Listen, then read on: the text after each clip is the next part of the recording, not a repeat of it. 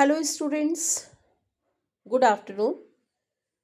Yesterday we discussed DAVV paper, linguistics paper of DAVV University, where we had already discussed section A and section B. Section C was remaining. So in this video, I'm going to discuss about a long answer question, section C, long answer questions. So let us start with first question, that is synchronic versus diachronic approaches. They have already given answer only. So I'm going to make another video, but now here I'm going to speak about the difference between synchronic and diachronic approaches. So these are the approaches, both the approaches are how like analysis of language or study a language, right? So in synchronic approach, it studies a language at a specific point in time, which is very important. That is specific point in time, usually present, ignoring history. It does not study about history. They just want to listen, want to learn, or want to be familiar with the current or present language, right? Studying how Gen Z uses slangs in 2024, it is like a snapshot of a language. Means, suppose now new generation Gen Z, they just want to learn current language, short forms, uh, coin words, coin phrases, right? Sentences, short terms, SMS language. This is all about. There's a new forms of new forms of language. So Gen Z uses these new forms, ignoring history of language, how why language has taken this form. They don't want to know. So that is the example of synchronic approach. Now diachronic approach, it studies how a language evolves through history. So those students who do courses related to language, they have to study, they have to know the history of language, like how language, what's the history, what's the how language is developed, how language is English has become the global language, and then what was the earlier earlier forms for of language, now current language, why short forms, and others. So many things are discussed in this part, diachronic. So they have given example, tracking the word meat from meaning all food, old English, to animal flesh, modern English. So in old English, meat means that's a all food, and animal flesh in modern English. So meat means animal flesh. According to modern English, that's a meat means, sorry, meat means that's a animal flesh. Or and in old language, right? So that is in old English, according to old English, meat means all food. So this is the difference. Okay, it is it is like a motion picture of language. Means when language moves, so then something is to be added, something is deleted, added, deleted, and finally this the current form of this is modern English. So that's a ऐसा कहते हैं ना, बहुत सारे पड़ाव पार करके आती है लैंग्वेज. तो then there are number of channels, number of hurdles, number of steps language has to cross, and then this the modern language. Now next question was the, so here let me, sorry, Let me repeat it. Synchronic, diachronic. Synchronic is, that is present time, study of generally present time or specific. Suppose you are studying old English, so that is just, you will be restricted with old English only. You don't have to uh, you have to bother about before what was the situation before old English. So you don't want to know that's what do they speak and something. You just have to bother about, you just have to study about current time, that at present time what's the old English words, grammar and everything. Suppose you are studying middle English, so you don't have to go to old English period. You just you will be restricted with middle English. That's a how it becomes middle English. So you don't want to know, you just want to study middle English, forms of middle English, something like that. That approach is called synchronic. And diachronic is, that's a evolution, like any evolution. Suppose modern English, you are right now you are studying modern English, any course you are doing, right, of modern linguistics or any course if you are doing. So you suppose, and you want to know about the modern English, old English, then middle English, then modern, a whole journey you want to know how this language has become important, or commerce language or something. So that is the that approach is called diachronic. Okay, now moving to next question, the concept of syllables. Syllables means as this word come, uh, if you read, if you listen, then first thought should come in your mind, that's a vowel sound, right? Vowel sound or vowel, in writing vowel, or otherwise in like for speaking or listening.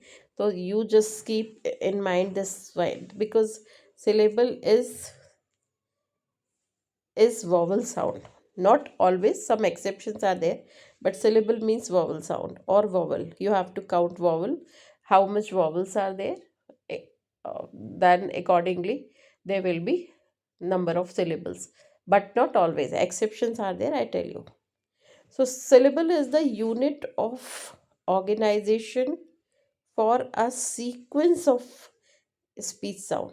That's a unit of organization for a sequence of speech sounds. Right? Sequence of speech sounds means, suppose, right? So that's a suppose. So this is the sequence of one, two, three. Sequence of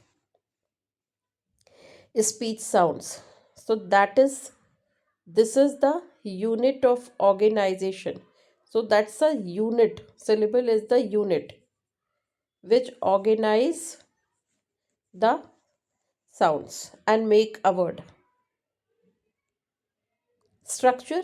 Most syllables have a nucleus, usually a vowel, usually, because exceptions are there. But syllables, a syllable means, I told you, means vowel, and vowel is the core or nucleus, same.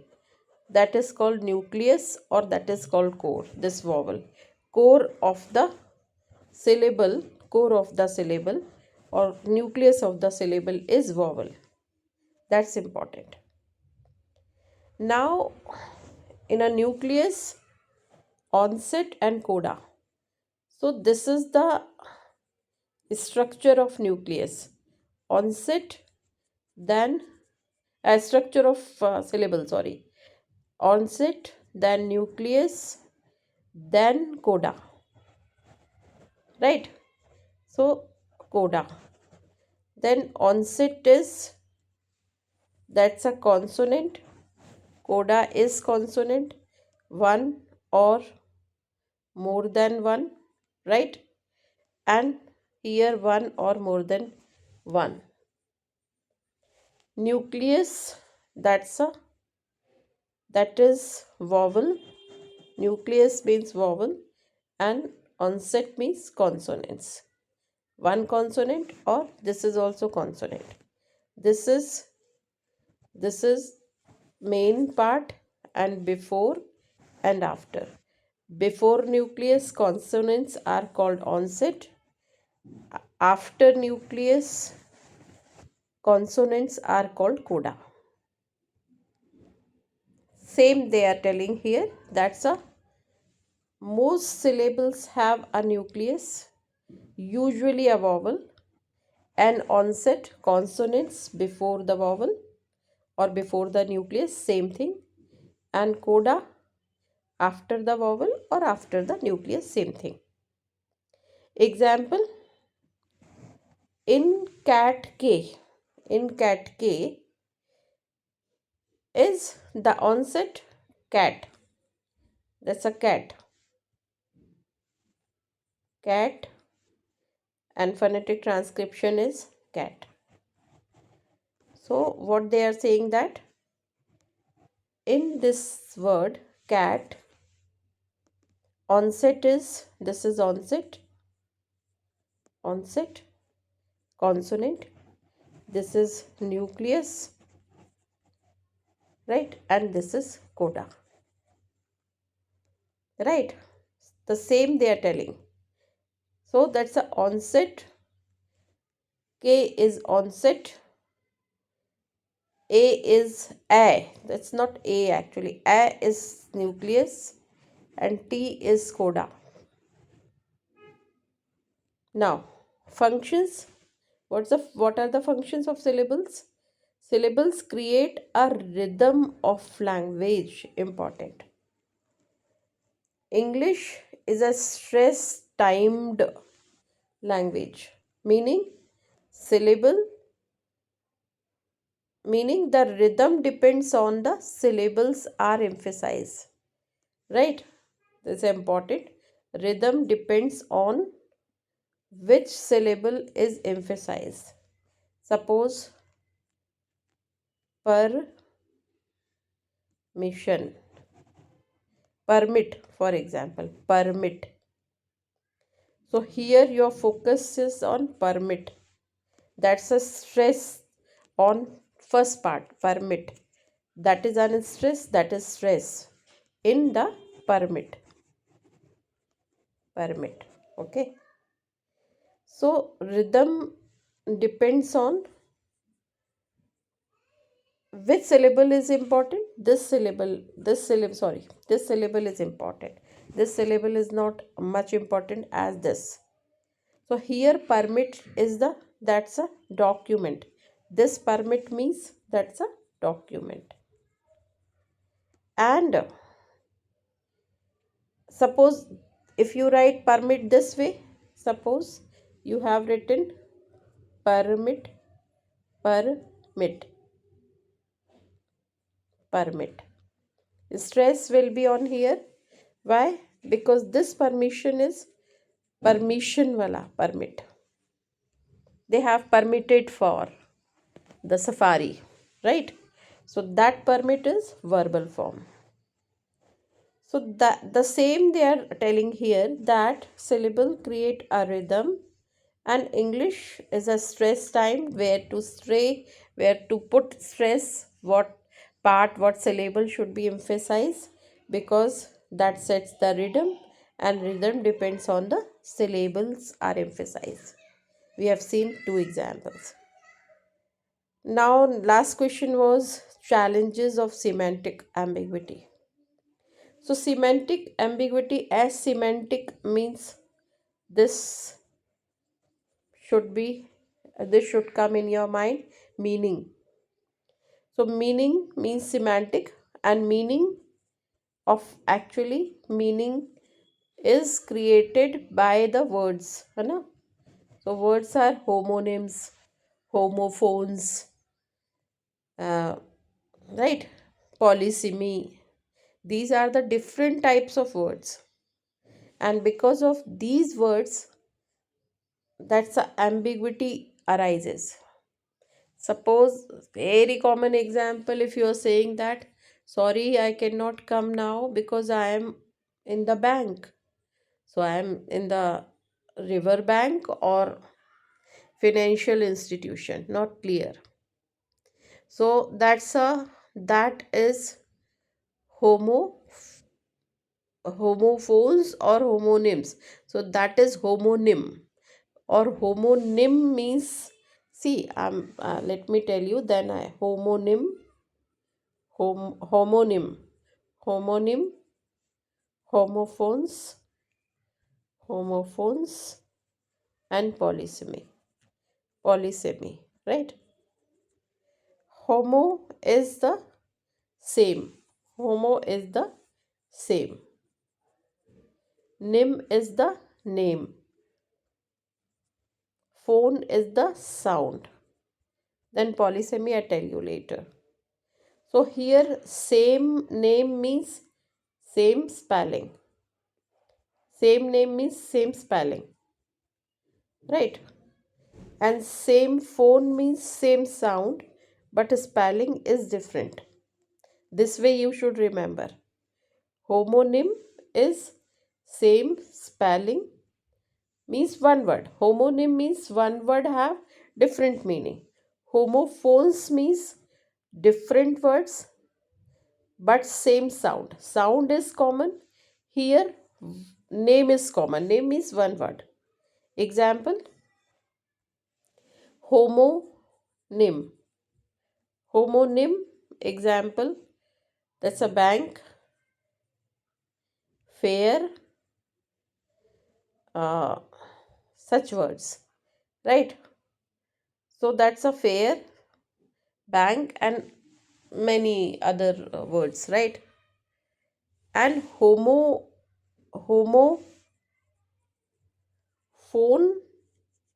means same sound but spelling different. Right, right, right. Then two, and two.